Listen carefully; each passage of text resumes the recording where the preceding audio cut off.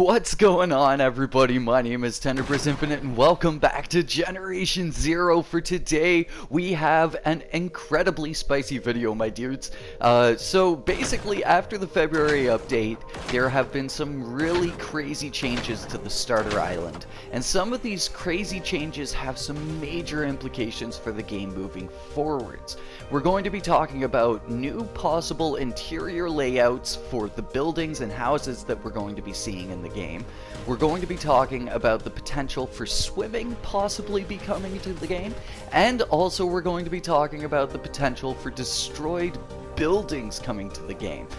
So this is going to be a jam-packed video, my dudes. Buckle up because it's going to be incredibly interesting, and hopefully you guys get just as hype about this stuff as I am.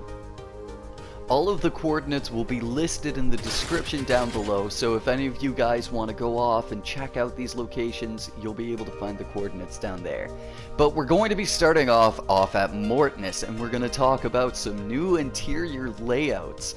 So, this house has actually received a very interesting change as of the latest update. And as you guys can see, there's this new living room layout that we can find in the house itself. Alongside that, in these two closed rooms here, you'll be able to find a little library looking room and a little reading room looking kind of area. And then as well, on top of that, on the top floor, you'll be able to find a little computer desk and one of the orange loot boxes that usually carry health kits inside of them. So this is really awesome to see. One of the major critiques that the game got was that houses felt incredibly copy-pasted, and that you could find the exact same layout in too many houses and it would get kind of redundant feeling. So seeing a new layout get brought at least to just one house shows the potential for new layouts to come to more houses. I wonder whether or not this is actually going to be affecting the houses that are across the map, just like what happened with Mortnas, or if this is just potential testing that will be going into a new map expansion or something along that line. But I think that it's incredibly interesting and incredibly hyped, especially for longtime players such as myself. Now, next up, we're coming off to Ibolholmen Castle, and honestly, I feel like this little set piece that's been added to Ibolholmen is incredibly interesting and notable for two reasons. So the first reason is that Ibolholmen is kind of like the first brick wall that you really run into in the game, and it's where you start really experiencing some of the difficulty in Generation Zero. So adding a campground with a bunch of backpacks and a bunch of lootable sources in it is a nice reward to the players for them to restock after facing what potentially could be their very first really difficult fight. And then on top of that, these tents are actually HIMFJELL assets, and seeing HIMFJELL assets on the mainland is dope. I think that HIMFJELL Island had so much character to it, and seeing some of these assets get brought into the mainland is awesome. It's exactly what we need to spice up the map, and I think that it would be really great to find little campground sets all across the map, just as extra loot sources and as extra locations that you can stock up at while you're traveling across Ostertorn itself. And speaking of HIMFJELL Island, you'll probably recognize this suitcase if you've played through the DLC. So off at the abandoned fishing wharf, just like with Ibolholmen, we've seen an update to the set pieces around this area, and one of the inclusions here are these new suitcases. And as I say in my 9 fast and efficient locations for loot in Generation Zero video, these suitcases are some of the best loot boxes and loot tables to find health kits and adrenaline in them. They're very reliable for standard medkits and simple medkits, and getting access to standard and simple on the starter island is incredibly useful. Now, on top of that, there's also this boat floating out on the water here with a kind of dead body floating beside it. So this is really interesting, and this ties into something that I brought up in the beginning of the video, where I was talking about the potential for swimming maybe coming to the game.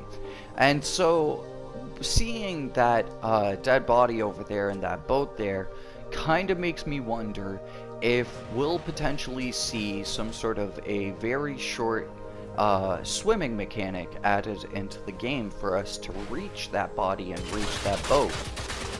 Now, this is a bit of a long shot because, you know, in the end, swimming in Sweden's frozen water is probably not the best decision for your health. But on the other hand, how else are we going to reach that boat, and how else are we going to reach that body? So, I'm going to kind of put this question towards you dudes. What do you think of swimming in the game? Do you think that it would be nice to see a very limited, short time span kind of swimming movement option added to the game? Or do you think that swimming just wouldn't work because you catch pneumonia and die from it? Now, for the next location, it's another small change just like Ibolholmen, but I feel like this has a lot of merit to new players and a lot of merit to the people that like to kind of restart their save every once in a while in Generation 0 and start from scratch. So you'll be able to find this abandoned military truck that ran into some trees or something like that, and inside this truck you'll actually be able to find one of the earliest red dot sites in the game. And this is really useful because most of the time at this point you've been slugging it out and you probably have like some dilapidated AG4 or something like that, and having a red dot site that you can put onto the AG4 is really useful and kind of boosts the weapon's ability to be a mid-range weapon, which you really need in the early game. So I think that it's super cool seeing that little set piece there. Having the extra dead soldiers to loot for ammo and various resources is really nice. You can even find a radio inside of it as well, so if you've been using radio strats up until that point just as a safeguard for in case if you die, that's just a kind of great little reliable set spawn for a radio. Now, for the real interesting thing of this video, probably the most interesting thing to come from the February update, outside of Bunker 666, or the Semla, because the Semla was really nice, is the potential for destroyed buildings. So just east of Seggesta farm, you will be able to find a couple completely totaled buildings, and this is super interesting. So there is a lot to be said for building destruction and destroyed buildings here in Generation 0, as we don't really see too many of them in the game. Actually, I believe we don't see any of them in the game. Outside of like buildings with like torn off doors or bullet holes riddled through them. But we don't see any buildings that are destroyed quite like these buildings. And I think that this is really dope. Now, out of all of the things in this video, this clearly was a bit of a developer mistake that slipped its way into the February update. But on the other hand, just like all of the things that slipped their way into the updates, I think it's a blessing in disguise, because seeing these destroyed buildings really piques my interest. So there has been a big request in the community for the past maybe 4 or 5 months now for building destruction to come to the game. Now, I don't personally believe that these buildings entirely mean the building destruction will be coming to the game, but I do believe that these buildings show the potential for that. So the real question is whether or not this is a testing for procedural destruction, or if this is just testing out some new set pieces that we'll be seeing in the game. So procedural destruction would be really interesting and really throw things for a spin in Generation Zero, as a lot of people's kind of safe strat is to run inside of a building and kind of peek out the machines from the inside. But if the building you were in was falling apart around you because of, you know, tank rocket salvos or hunter flechette rounds or whatever the heck the machines are throwing your way, that would really remove one of the safest things that we have in this game, which I think would fit with Generation Zero perfectly, considering the fact that a lot of Generation Zero is supposed to be us running from the machines and not being able to kind of cheese the machines in a lot of the ways that we do. So this building, these two buildings are really interesting. One of them has the entire front of it ripped right off of it, and so I think that if procedural destruction were to come to Generation Zero, it would be awesome. It would be really sick. We've seen in other video games from Avalanche Studios with the Apex engine some shape or form of procedural destruction, looking at the Just Cause video games specifically. Now, the other side of this is maybe it's not any sort of hint towards procedural destruction, but maybe the team is testing out these new destroyed buildings for adding some flavor to either pre-existing areas in the game or potential new areas and new DLC that will be coming to the game. Imagine how cool it would be if you came across to one of these islands sitting off on the coast of Oosterholland and you found just like this completely leveled city. I think that it would create a crazy atmosphere for a new DLC island in itself, in a similar way that the whole Burning Church did for HIMFJELL Island. So yeah, with two potential outcomes for what these destroyed buildings might mean, again, I want to spin this over to you guys and see what you guys think. Would you like to see procedural destruction come to the game? Would you like to see houses no longer be the safe places that they are? Or do you think that this is more so just an example of something that will be coming on a future DLC? Because I feel like both of those things are incredibly beneficial to the game and would add, again, just that atmosphere and that flavor that we're looking for from Generation Zero here. Now, something that I really want to stress with all of these things that we've seen introduced here is that this is all subject to change. There is the potential that this stuff could just get removed without a word, and that we'll never see anything come of it, because this is all just kind of work in progress stuff, and in a lot of ways, Generation Zero is kind of like a blank canvas, and every once in a while the blank canvas gets a bit of a rework to it, a bit of a redesign to it. So, when it comes to this stuff, don't bank on any of it as being sure shot, absolutely coming to the game. But just think of it as the developers testing and trying out a variety of things here, and seeing what works best for Generation Zero as a whole. But I do think that the potential for all of these things is incredibly high, you know, for what they would do and how they would benefit the game.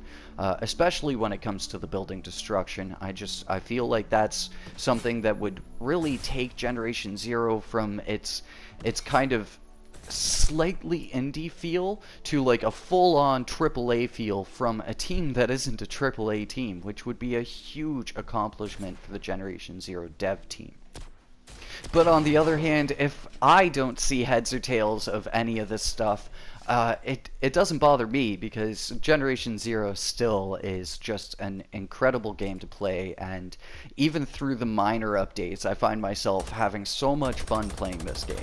Even in the footage in the background, I was fighting like, I don't know, like 12 or 15 hunters at a time here, and it was so much fun. And I think that that's just a great example for the longevity that Generation Zero has, that here it is almost a year later and I am still having the absolute time of my life duking it out with machines, and duking it out with huge hordes of machines too. Now, I've got a couple other videos planned, all based around stuff that was introduced in February's update, and then I'm finally going to be getting around to that loot table video where I'll be explaining all of the loot tables here in Generation Zero. That video has been a long time in the works, and I am excited to just kind of finally get it done. But that video will probably be up later on in March, whereas these other videos based on February's introductions will be a little bit sooner than that. But yeah, I've got a lot of stuff in the works. And on top of that, Generation Zero's 1-year update is just a couple weeks away now, which is, again, ridiculous to think that a year's gone by already. It went by way too fast. But I'm really excited to see what is cooked up for us for the 1-year anniversary, and even if it's just something small, just a little humble update, I think that in the end, it's still just an incredible accomplishment to see this game live and thrive the way it has over the span of the past year. Another video that I also have planned is doing a year in review video for Generation Zero, so definitely look forward to that, my dudes. But just before I close off the video here, I just wanted to say thank you so much to everybody that came through on my community post from yesterday. You dudes gave me a huge outpouring of support, and I honestly did not expect it at all, but I appreciate it so much. It just kind of goes to show the excellent community that I've managed to foster here on YouTube. And I say it all the time, but I genuinely mean it. You dudes are some of the best subscribers I could have ever asked for. Yeah, so with yesterday, I was feeling kind of low about just a couple things that have been going on over the span of the past year covering this game, but you guys managed to give that thing a big old punch in the face and inspired me to just keep moving forwards and keep doing my thing here on YouTube. And I cannot say thank you enough to each and every one of you that just took a moment of your time to come out and say something nice. But yeah, so with that, I think I'm gonna wrap up the video here. There's some incredibly interesting stuff, and I want to know your guys' thoughts on all of it. As always, comment down below, and I'll be down there chatting with you dudes about all of this stuff. And as I said, there are some really interesting things that I'm going to be talking about over the next couple weeks, so definitely look forward to that. Hopefully you guys enjoyed this video, enjoyed the little bit of insight, the little bit of pondering. If you did, maybe hit that thumbs up button, and if you're new to the channel, maybe consider subscribing. But that's been it for me. Thank you so much. Catch you in the next one.